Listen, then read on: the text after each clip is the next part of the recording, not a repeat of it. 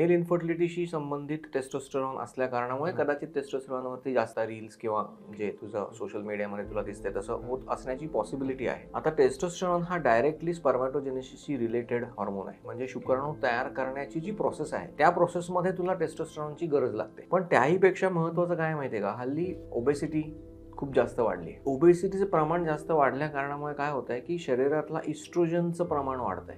त्या पुरुषांमध्ये इस्ट्रोजन पाहिजे, बायकांमध्ये टेस्टोस्टेरॉन पाहिजे, पण तो थोड्या प्रमाणात पाहिजे. आणि जर ओबेसिटीमुळे चरबीमध्ये इस्ट्रोजन तयार होत असल्यामुळे जर टेस्टोस्टेरॉन आणि इस्ट्रोजनचं प्रमाण जे आहे ते कुठेतरी जर मिसमॅच झालं तर त्याचा परिणाम शुक्राणू तयार करण्यावरती होऊ शकतो. पण त्याच्यामध्ये तुला टेस्टोस्टेरॉन घेऊन फायदा होणार नाहीये.